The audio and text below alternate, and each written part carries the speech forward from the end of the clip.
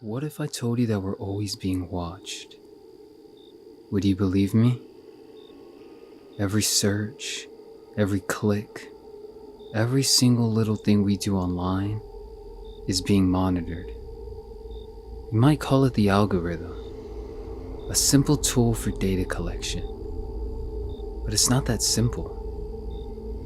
What is happening is way beyond all of that.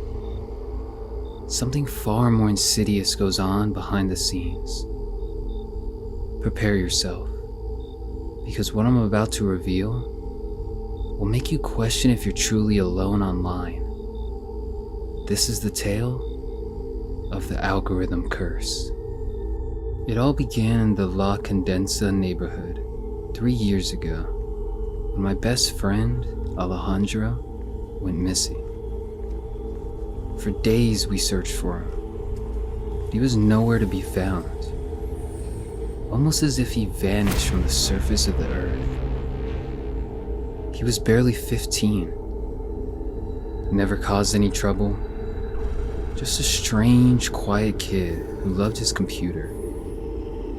So it was quite worrying why anyone would harm Alejandro. 7 days later, Alejandro casually returned home.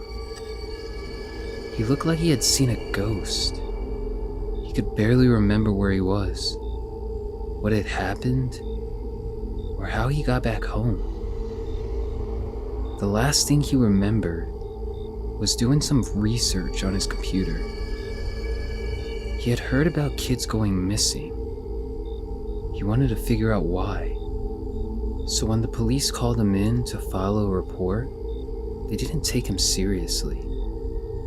What were the odds? He was researching missing kids, then went missing too? They ruled it out as self-inflicted, called it a prank, and drove him back home. But I knew Alejandro.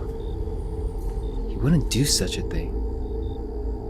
He was crazy, but not stupid. That night, we hopped on a group call with Diana. We were a trio. The whole neighborhood called us that. We listened like little detectives, trying to figure out how this could have happened. But it just didn't make any sense. Alejandro swore that it wasn't a prank, but I was running out of faith. I didn't know what to believe anymore. Diana, on the other hand, wasn't buying any of it. She was just glad he was back home safely.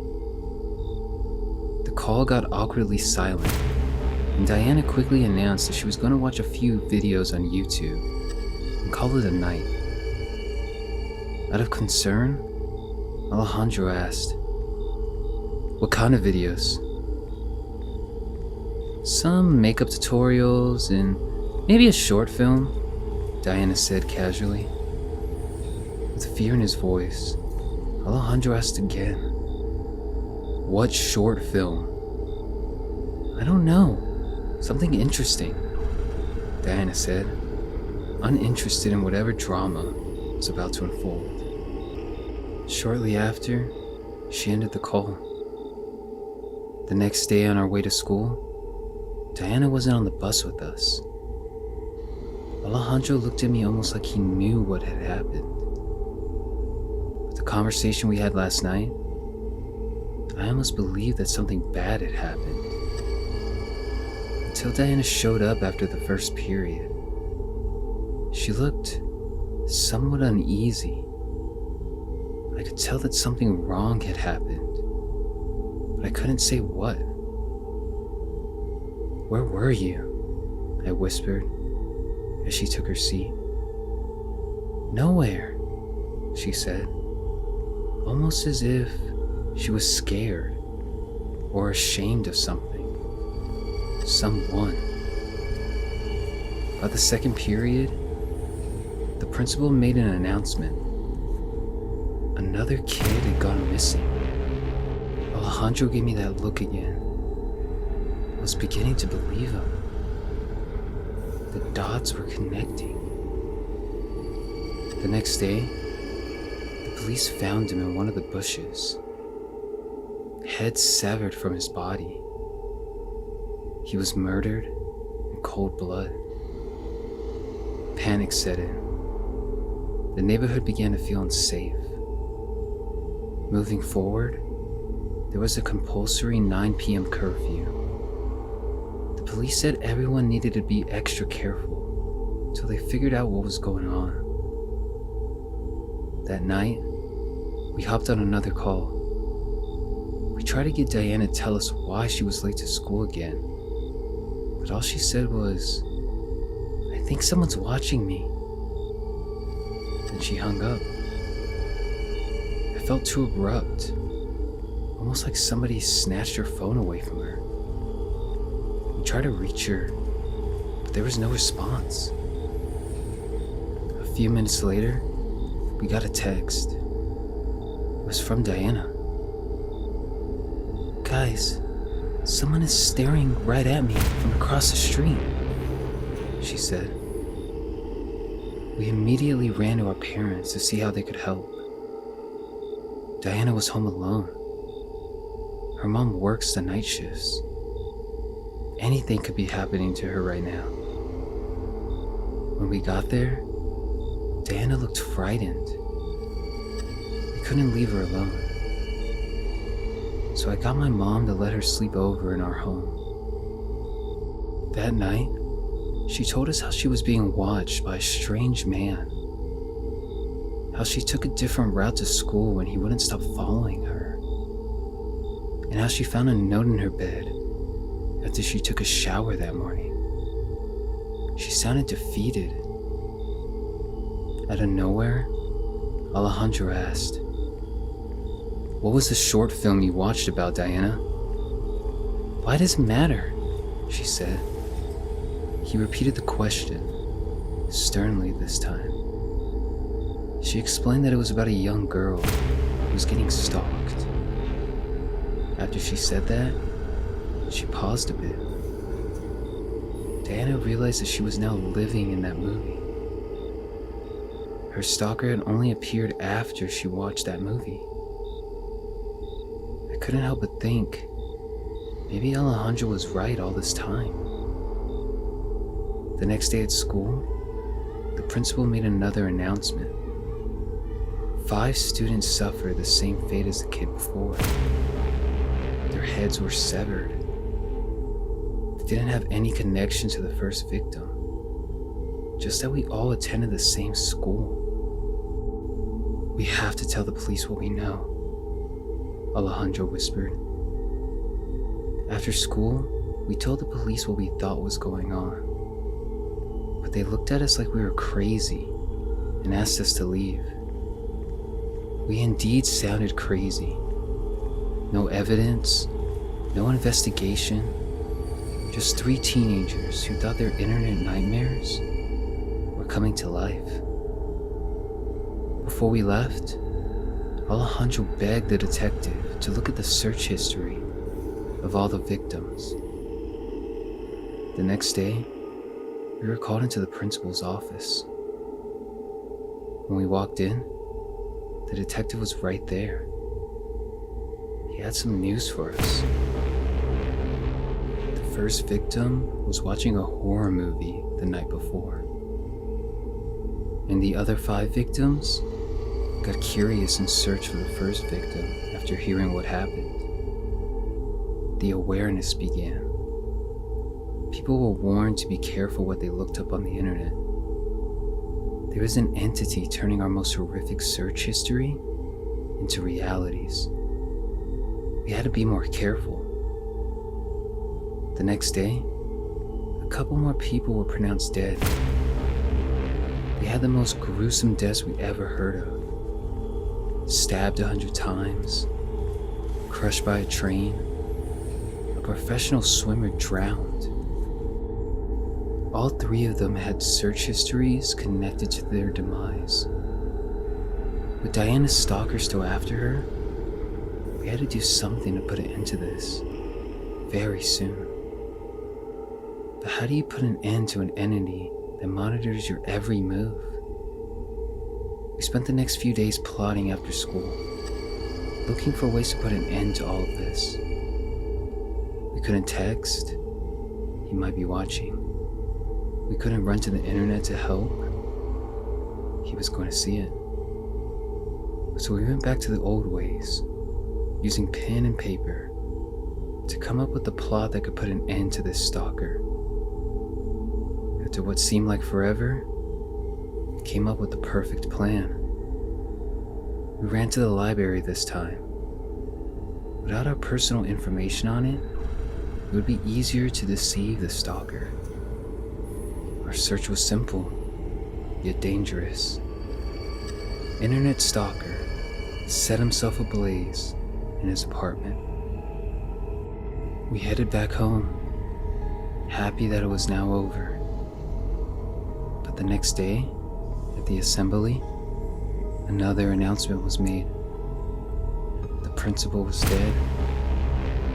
We panicked, scared that our plan had failed, that we had to live at the mercy of this stalker forever. But that night, the local news revealed that the principal was found at home, burnt alive. Police believed it was self-inflicted. And that was when it dawned on us. Our principal had been the stalker all along.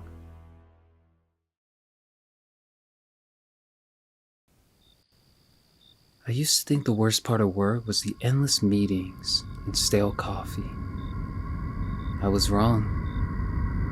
The worst part of work was bringing a part of it home with you.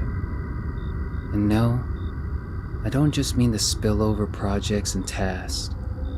I mean something alive, hungry, human. It all started with Darren. He was a sweet guy. For the first few months, he showed me my way around the office, the company website, work schedule. Darren was always calm and patient with me. He was the reason I lasted this long in my job. Anytime I needed help getting through, he was always there, at the right time. Always at the right time.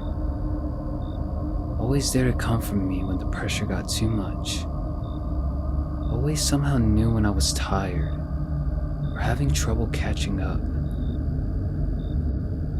Every time I discussed quitting on the phone with my best friend, he always sent a motivational text the next morning. Almost like he knew exactly what was going on. Then, things got deeper. He wanted to know more. At first, it was the break room, asking what I ate, watching me chew. Then the grocery store, standing 2 aisles away, staring over a bag of sugar. Things quickly went from caring to obsession. The first time I knew I was in danger was when the photo was taped to my bedroom door. It wasn't just any picture. It was me in bed, drool on my pillow, my mouth open, vulnerable, taken up close, too close. Worse, it had his initials written on it, almost like he wanted to be caught. How did he get in? I thought. More importantly, why? I tore the photo in half, but I couldn't tear away the thought that maybe he had touched me while I slept. The next day at work, I avoided Darren like the plague, and when he approached me with a sinister smile on his face, I yelled at him, "Stay away from me!"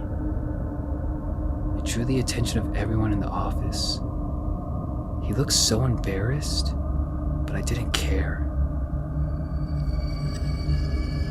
That night, I was scared to sleep. I couldn't shake the feeling that he was going to be back. I tried to stay awake for as long as I could, but I slowly gave in to my fatigued body. I had barely closed my eyes when I heard it, felt it, breathing, Slow, heavy, wet. The kind of breath that catches, like the lungs are full of fluid. It was coming from my closet. I grabbed a knife from the kitchen and inched toward the sound. When I flung the door open, he was gone. All that was left was blood. The walls of my closet were smeared with streaks of it, finger dragged up and down like frantic writing. At the bottom, a fresh animal carcass, a cat, split from throat to belly. Its eyes were pinned to the drywall with thumbtacks, staring at me. Its insides dangled like ribbons. Pinned to its fur was a note. You next. I vomited into my laundry basket. I couldn't sleep all night. Even with my doors and windows shut, I was too scared to. The next day at work, Darren had that sinister smile on his face again. His teeth were tinted red, like he hadn't brushed them, like he wanted me to know. Seeing that made me scared again. I went to the only people who could help me, HR. But all they said was they'd look into it, almost like they didn't believe me. I felt helpless and alone. I closed from work earlier than usual, ran home and shut all the doors, and it was quiet for a while. That night, my laptop powered on by itself. On the screen, my webcam feed, me staring at it. But behind me, in the dark, a figure slowly rose from the floor. I spun around. Nothing. I called the police immediately. They were there in 5 minutes. They searched for a long time, but there was nothing.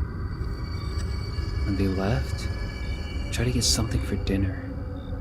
But when I checked the freezer, I saw another carcass. This time, a rabbit. Skin peeled off in strips. Guts coiled in the shape of my name. I didn't sleep after that. And the night after. I was sleeping off at work, missing deadlines. My home no longer felt safe. But one night, exhaustion won. I was out like a light. Until I was choking. My mouth was stuffed. I clawed at my lips and pulled out something wet, sticky, a length of intestine, still warm. And in the shadows, him, Darren, sitting cross-legged on my floor, grinning. "You taste better when you don't fight," he whispered.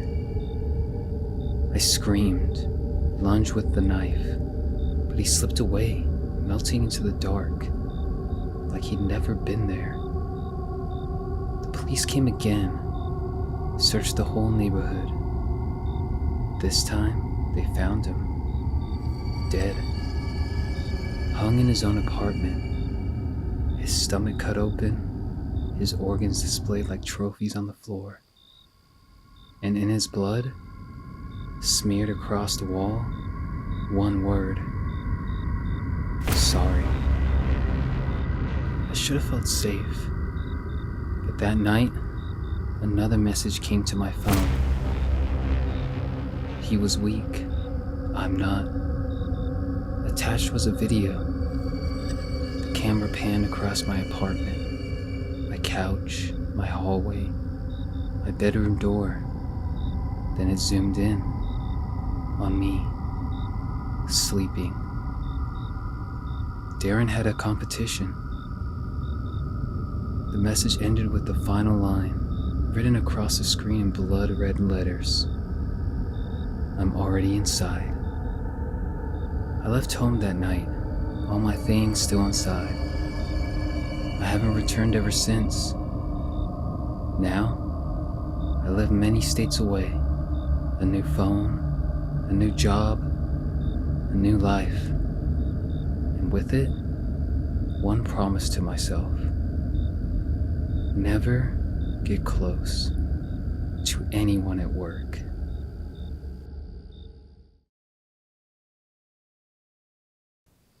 I never believed in aliens. They were myths to me. I thought people who saw lights in the sky just wanted attention. Until it happened to me. It wasn't a dream. I wasn't hallucinating. I know this because when I woke up, my body still had the marks. And when you hear what they did to me, you'll never look at the night sky the same way again. It all started on my 26th birthday. It was late at night, and I was driving home from work. Country road, no streetlights, just my headlights cutting through endless dark. That was when I saw it. A pale light hovering above the tree line. Not a plane, not a helicopter. It didn't move, but it was right above me, like the moon. I drove faster, hoping to outrun it. But as I drew closer, my car died. Lights out. Radio off. Engine silent. It was really dark. I couldn't see anything around me. Just a pale light from this UFO. The light descended, slowly, like it was choosing me. I tried to open the door, but the locks clicked shut on their own. Without touching them, the keys twisted in the ignition. And then, the light hit me. Not like a flashlight, not like a spotlight. It entered me. Every nerve screamed as my vision turned white. By the time I had regained my vision, I was no longer in my car. I was strapped down to a cold metal table. The room felt alive. Machinery humming in perfect rhythm. The walls weren't metal. They were breathing, expanding and contracting like lungs. Shapes moved in the dark. More surprisingly, the creatures I saw were not little green men. They were taller, skin gray like ash, limbs too long, heads tilted in ways necks shouldn't bend. I was both amused and scared for my life. It was nothing like I'd ever seen before. One leaned close. Its eyes weren't eyes, they were mirrors. And in the reflection, I saw myself screaming, but no sound came out. I was trapped in my own body. They slid something into my mouth, cold, mechanical. It reached down my throat until I gagged. I could feel it burrowing, searching. Then needles, long silver, sliding beneath my skin. Not to draw blood, but to inject something in. I couldn't move. I couldn't breathe. My body was theirs. And over the hum of machines, I heard children crying, whispers in a language I couldn't understand. The table tilted upright. At that moment, I was nothing but a specimen to them. That's when I realized I wasn't alone. Rows of other humans lined up like cattle. Some awake, screaming silently like me. Others opened up, stomachs split wide, organs connected to tubes that pulse with black fluid. One man's eyes were missing. In their place, small blinking lights. He turned his head toward me and whispered in a static, cracked voice, "They're building something through us." A tall figure stepped forward. Its hand brushed my chest. My heart stopped beating. I was dead for 3 seconds, but I could still see, still feel. Then, my heart jolted back to life. Faster, harder, like it didn't belong to me anymore. I realized then, they weren't studying us. They were changing us. I don't remember how I got back. One moment I was on that table. The next, I was in my car, engine roaring, headlights burning bright. Hours had passed, but the clock on the dash, only 5 minutes gone. I staggered home. My clothes reeked of chemicals. My skin burned with strange red marks and perfect circles. I locked every door, boarded every window, tried to pretend it never happened, until I looked in the mirror. Something was moving inside me. I haven't slept in weeks. Goes without saying that it was the worst birthday of my life. Every night since then, I hear the hum. Louder, closer. And then last night, I saw the truth. I woke up in my kitchen, not in bed, not even on the floor. Standing, knife in my hand. My neighbor's child tied to a chair, crying. The hum filled the room. My body moved on its own. My hand raised the knife. And in the reflection of the blade, I didn't see myself. I saw one of them. I tried to fight it, but I had no control. My brain, my body, was following an order, one it couldn't dare to break.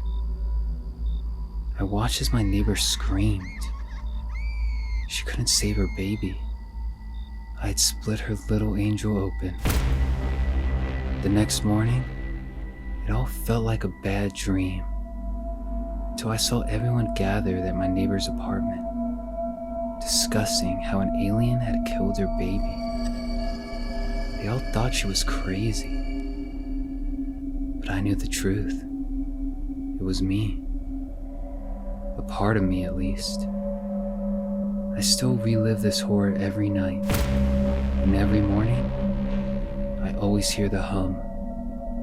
Something is moving inside of me. I haven't attacked anyone since that night, but I have a feeling they're not quite done with me yet. They would be back. It was only a matter of when.